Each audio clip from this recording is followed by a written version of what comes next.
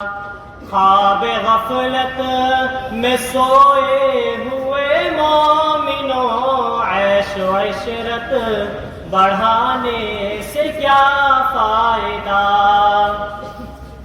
آنکھ کھولو اٹھو یاد رب کو کرو، آنکھ کھولو اٹھو یاد رب کو کرو، عمر یوں ہی گوانے سے کیا فائدہ؟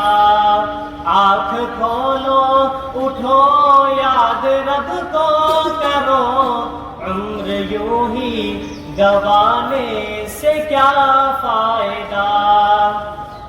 اپنے رب کو جوانی میں بھولا ہے تو، اپنے رب کو جوانی میں بھولا ہے تو، اور طاقت کے بوتے پہ پھولا ہے تو، جب جوانی ڈھلے گی تو پچھتائے گا، جب جوانی ڈھلے گی تو پچھتائے گا، ایسے رونے رلانے سے کیا فائدہ؟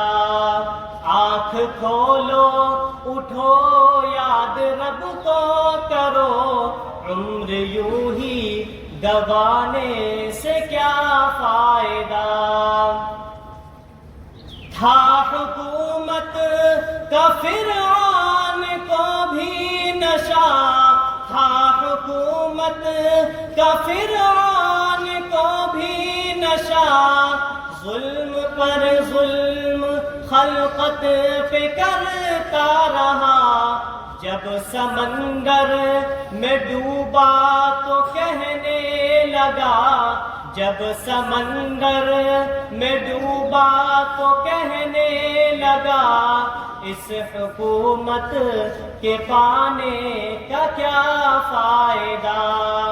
آنکھ کھولو اٹھو یاد رب کو کرو، عمر یوں ہی گوانے کا کیا فائدہ؟ کتنا مشہور قصہ ہے شداد کا، کتنا مشہور قصہ ہے شداد کا، روح جب اس کے تن سے نکالی گئی، مرتا مرتا مرتا مرتا بھی لوگوں سے کہنے لگا، مرتا مرتا بھی لوگوں سے کہتا گیا، ایسی جنت بنانے کا کیا فائدہ؟ آنکھ کھولو اٹھو یاد رب کو کرو، عمر یوں ہی گوانے کا کیا فائدہ؟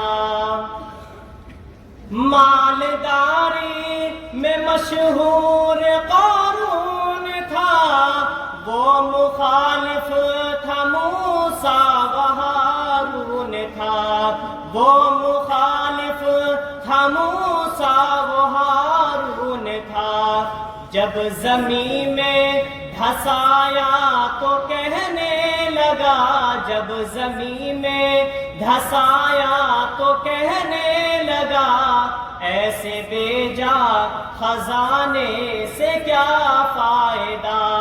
آنکھ کھولو اٹھو یاد رب کا کرو، عمر یوں ہی گوانے کا کیا فائدہ؟ قابل ذکر قصہ ہے نمرود کا، قابل ذکر قصہ ہے نمرود کا، وہ بھی انکار کرتا تھا معبود کا، اس کا مغز ایک مچھر نے کھا کر کہا، اس کا مغز ایک مچھر نے کھا کر کہا، یوں بڑائی جتانے سے کیا فائدہ؟ آنکھ کھولو اٹھو یاد رب کا کرو، عمر یوں ہی گوانے سے کیا فائدہ.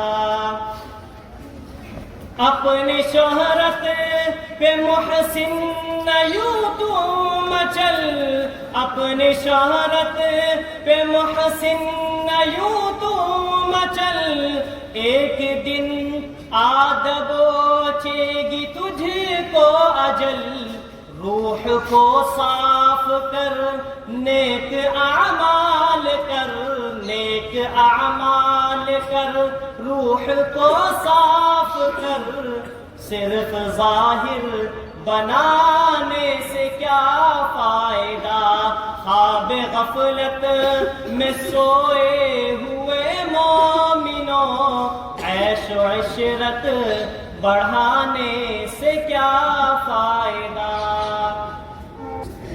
یہ نظم انسان کو غفلت, تکبر اور نافرمانی سے بچانے کی نصیحت کرتی ہے.